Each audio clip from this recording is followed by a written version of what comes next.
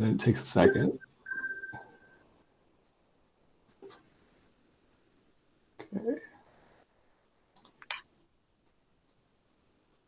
Okay, great. So it's recording now. Okay, so I'll start with Heather. The first question, what is your opinion of the state of education in SC today? Can you all hear me okay, first of all? Yeah. So I make sure my mic's working. Okay, great. You're great. Okay, fantastic. So first I want to say I'm proud to be the only candidate whose entire education has been public education. I grew up in a really volatile childhood, and my counselors and teachers and gym teachers were the ones that really grounded me, gave me courage and confidence in myself. First college graduate in my family. My mom drives a school bus for a living to this day. So the school system has been really integral into getting me out of a lot of the situations I've been in. Right now, I think the state of education in South Carolina is in flux. I think many important, knowledgeable, and subject matter experts like your groups have helped us as a state to make this a historical time to actually make change.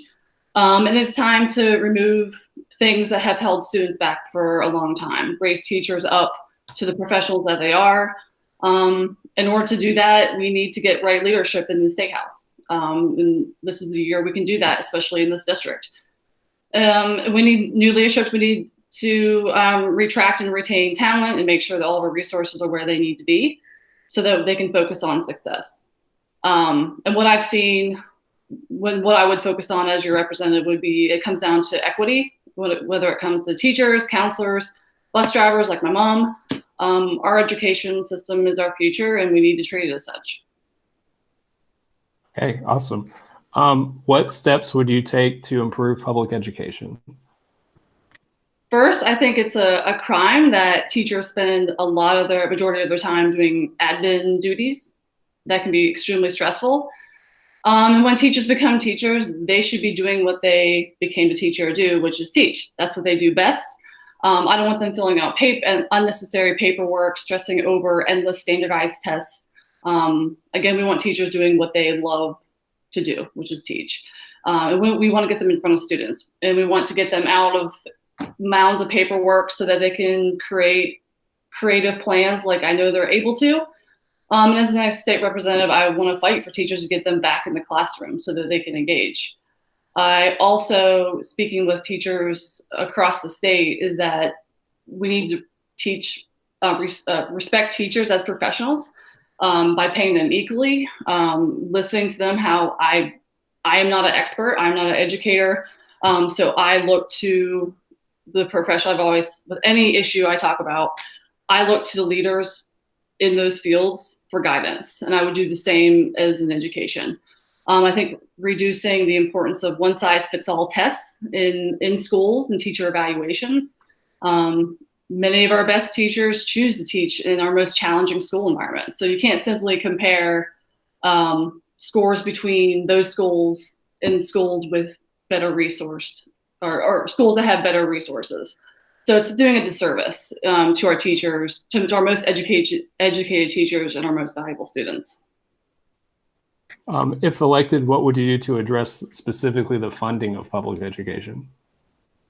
So first, so I live in the South Beltline precinct. It's one of the, I guess, lower income areas of the district. And I've knocked the doors a couple times, along many other doors in the district. And what I've found is that, like other issues throughout, go to my website, what threads through all issues, especially with education, is it tends to be where you live, right? So my number one goal is to make it equitable and equal. It's been a part of my campaign since day one. First, I worked with education leaders like yourselves to develop a budget and fight to put that into law, and to seek that ensure schools are not left behind, not a single school across the entire state, the district or the state. Not only what I funded, but make sure that our school systems can rely on it. Constant fluctuation in budget creates unrest, and that's not what we need for our education system. And then again, when it comes to funding, teachers need to get paid what they deserve, point blank. What do you believe is the top issue surrounding public education?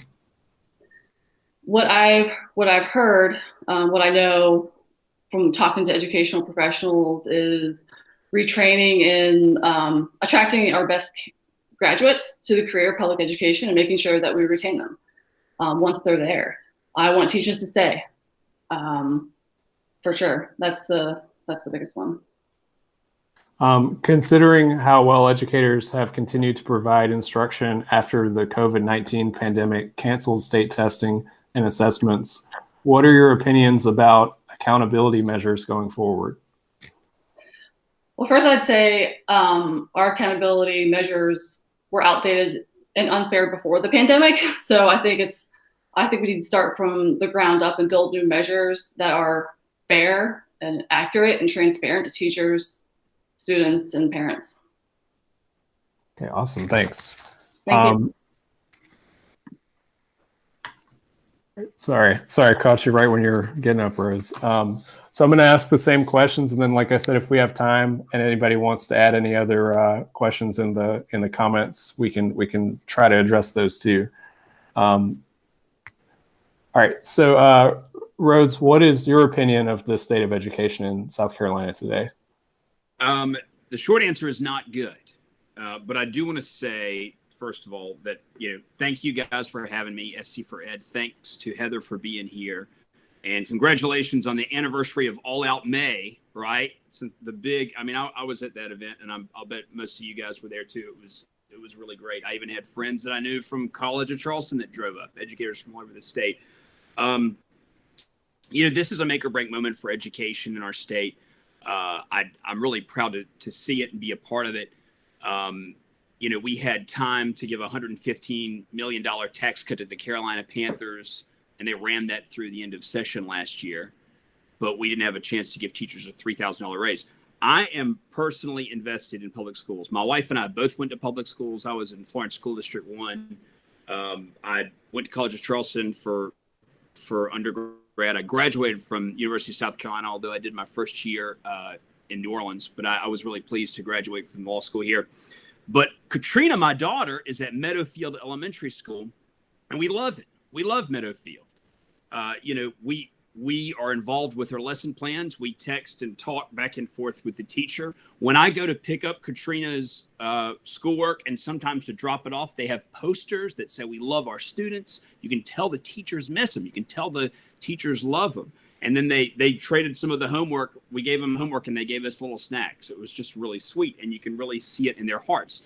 So, public education, when it comes to politics, it's very theoretical for a lot of leaders. Some of them don't have kids in public school. Unless you are an educator or maybe a close family member that's an educator or have children in the schools right now, it's still going to be kind of a theoretical discussion. And this is very much real to us. And it's very important to me and my wife.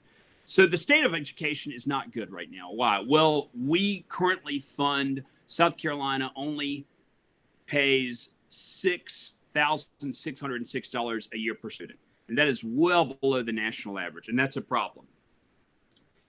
But during the COVID-19 crisis, we've got all sorts of other problems, right? Heather did a good job of explaining the gap that's experienced and the inequity when it comes to certain schools in certain regions. That's only going to get worse during the COVID-19 crisis because poor neighborhoods and poor kids are not going to have access to resources that make it better. And, we've got to pay attention to that. The answer is more people, less curricula. So the state of education isn't good. And unfortunately, with the next budget crisis, the recession, which may even end up looking more like a depression, a lot of what we're doing is going to be playing defense in the legislature and holding to the funding that we have right now. What steps would you take? Maybe we'll skip to 3 since you kind of addressed funding and come back to 2. If elected, what would you do to address the funding of public education? Well, I would kind of like to mention the steps a little bit. Address classroom sizes. Pay raise is important, but so is support. So we need pay raise, but we need more troops on the ground. We need more support inside the classroom. More people, less curricula. I heard one professor say, but we need to change the culture. I spoke to a teacher at AC Flora, and he said the smartest thing to me. He said, until our elected leaders treat our educators like partners rather than employees, the culture is not going to change. I have an idea for a program called State House to Schoolhouse. And this is my idea. My idea is that we take legislators and we put them in a classroom for 4 straight days. And we're talking, they sit with a teacher, they shadow a teacher like someone training education would shadow a teacher. They do it all day long. They go to all the meetings. This is not a photo op. You will not be allowed to tweet about it or post pictures of you with cute kids reading books. They're going to send you to a classroom. And I mean, obviously this isn't going to be mandated, but lawyers have to do things like continuing legal education. Doctors, nurses, all sorts of people go to conferences and they update their education. I think that we should have a strongly encouraged program where state legislators and other officials would actually go and do a week in a classroom so that they understand what it's about. You'd have to work it out. You'd have to talk to experts so that they're not a distraction. But this would not be a photo op, a campaign thing. This is so that we can really start to empathize and we can really have personal experience between elected officials and teachers on the ground. And again, we can fix that culture and make it a partnership rather than a boss sort of employee thing. But I really think we could do it if we got experts together, State House to Schoolhouse. And you know where I came up with that idea? Teachers, I've talked to dozens of them. They just said, if only the legislator could actually teach, or they could be here. Well, let's do it. Let's put them there. So that's my plan. Funding, right? I think what's the next one? Funding. Okay. Yeah. The way to address funding, the short-term goal is we cannot go backwards. The 2008 financial crisis gutted us. Between 2008 and 2010, we lost 25% of funding. And then on top of that, we never really replaced it. My understanding is we are just now trying to get back to pre-2008 levels. Maybe the $3,000 raise would put us there. Maybe it wouldn't be enough, but maybe it would put us there.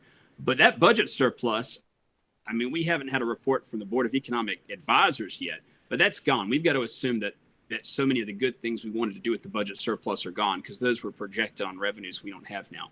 So what I think is that we have got to stop from slipping backwards. We cannot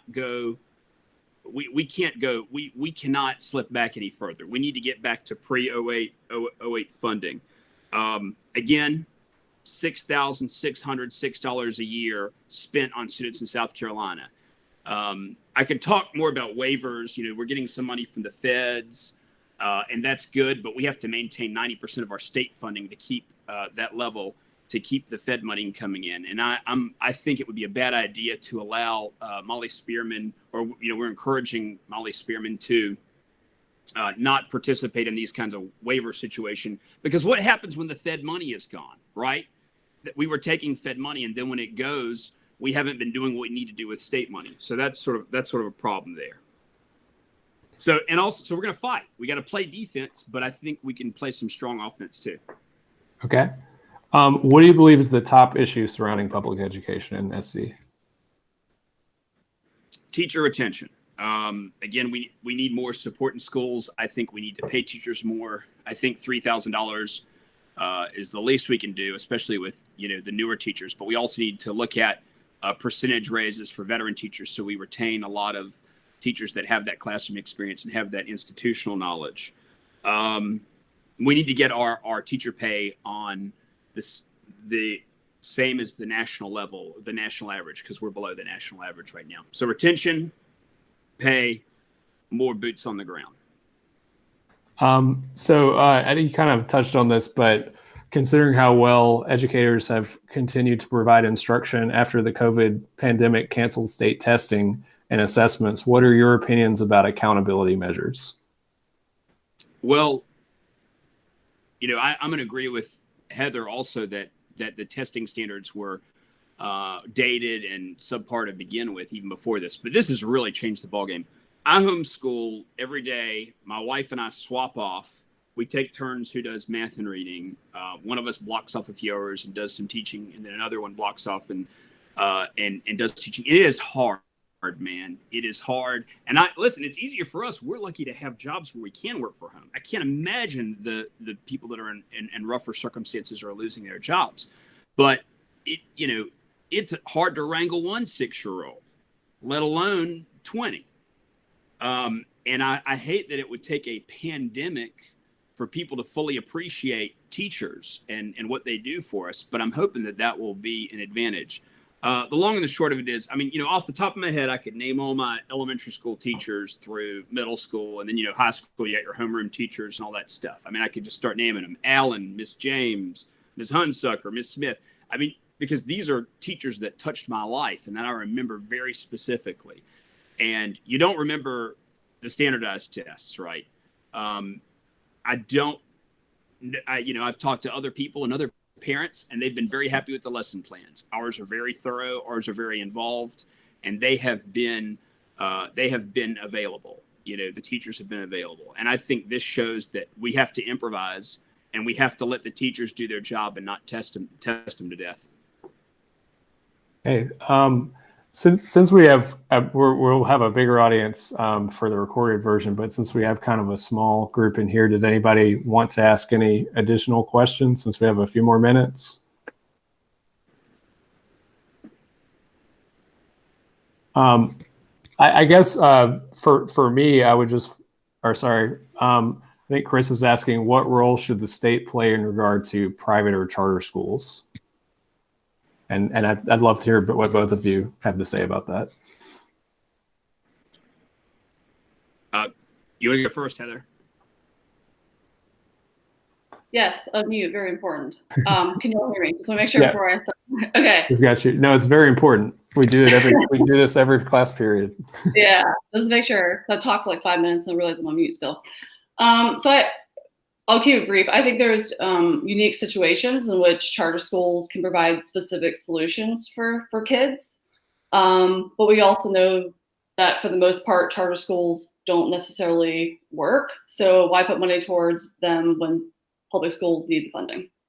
I'll just say that. Okay, Rhodes. I'm opposed using public funds that should go to public schools for private schools. I'm opposed to it. Okay. Did anybody else have any questions? If there aren't any other questions, we could end with this, but I'd love to just hear any more specifics, because I agree with what you've both said about funding and that this crisis is going to change funding going forward. We will have one more question after this. But so any other specific ideas about where that, because there are going to be some hard decisions, I think, in the next budget, and in a lot of budgets to come. Where would we find that money, or what are some specific things we could do to reprioritize or put that money where it needs to go in schools? Rose, you want to answer that one first? Sure.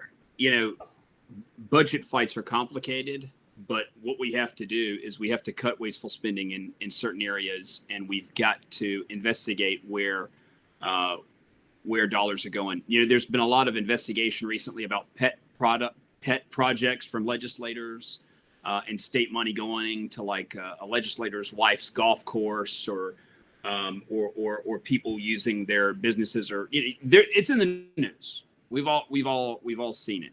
Then there's also the Department of Commerce was spending millions of dollars to subsidize, out-of-state businesses.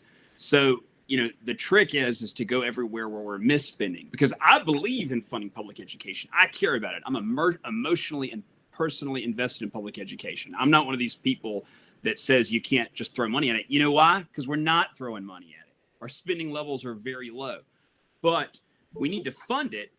But we've got to make sure that wasteful spending in other areas are taken care of, so we can use that money to fund stuff that matters, like public education.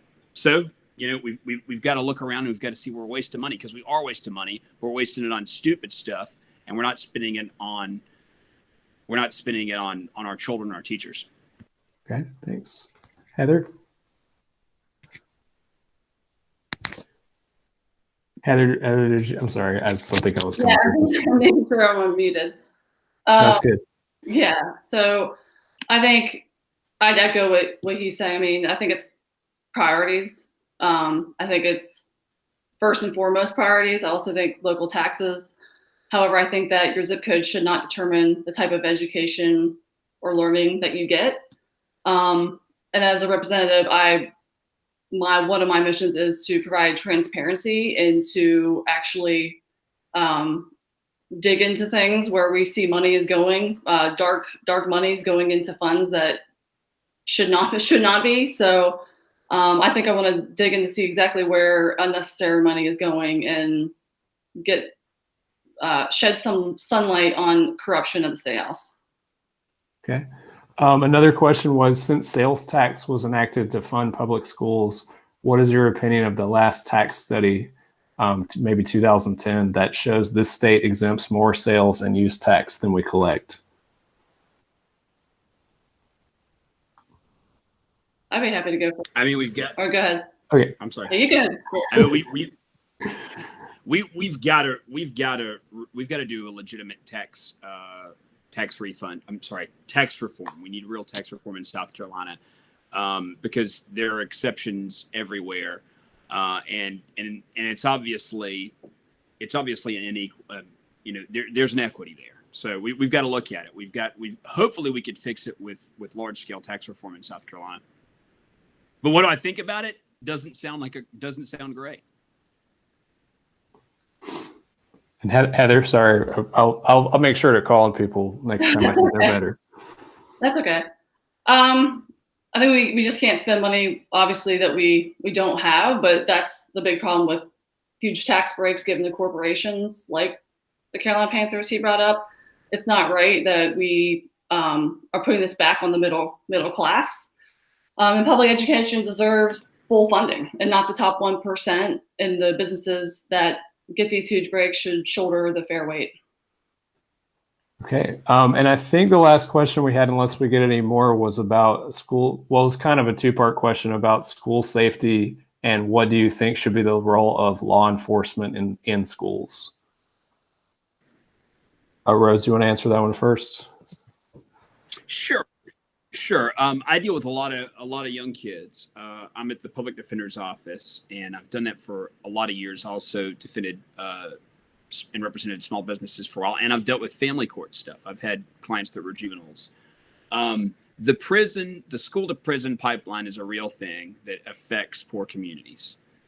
I think that ever since there were some new events back in about the mid 2010s, everything from Walter Scott or Trayvon Martin, there were a lot of discussions about the relationship that law enforcement has with citizens. And there have been some gains made. There's some people that are really working for kind of more of a community policing, culture. And that's good. You'll see the city of police does these roll calls where police officers come and they interact with kids and families. We probably need to do it in more neighborhoods, but they've been doing a better job at trying to at breaking down that separation between law enforcement and between community. The whole idea, they say protect and serve. You've got to serve too, and there are a lot of good resource officers that I'll meet at community meetings. Like Officer Fryer from the CPD and a lot of other guys, and they really are trying to help people. They're doing more than what we think of as conventional law enforcement, and I think that's kind of the attitude we need in our schools. And I see the sheriff's deputies that are at Katrina School at Meadowfield, and they're very pleasant and they're very helpful. The role should not be disciplinarian. I mean that's not when an officer comes just to be a disciplinarian, then it creates this us versus them culture. Then it separates the law enforcement, and it's less about community. So you need officers there for safety, absolutely. But I think if we can maintain communication and make law enforcement more approachable and accessible, which I think a lot of people are moving in that direction, that's the role of law enforcement in schools is service. Developing a relationship with kids, especially in lower income areas, that they feel that they're cooperating for a safe school, as opposed to this separation. Thank you. Heather? Yeah, thanks. So, first of all, I mean, very basic, we should not be children shouldn't be going to school in a militarized environment. And we should institute assault weapons ban. But what I'm not hearing is a focus on behavioral health and mental health and having that support within schools. I think that's super, super important. I know for me growing up, having that counselor there to help me through that situation was really, really important. And to provide, I think it's our duty to provide counselors and nurses in every school, and having those services available to children. A lot of times, especially in poor communities, their parents are working 2 or 3 jobs. They're not home. So a lot of times, like in my case, my teachers and counselors picked up the slack, and we need to have those resources available. And in that way, they're trained and able to see signs and assist students where necessary. Okay. I think that's all we have time for. I really appreciate both of you. Thank you for doing this on a Friday. And we will make sure to put this in a place where more people can see it. Thank you so much for taking the time to do this. Thank you, guys. Thank you, OC for Ed. Thank you. Thanks. And thanks you guys for what you do. Sure. All right. I'm gonna stop recording now. Sorry, it takes a second. There we go.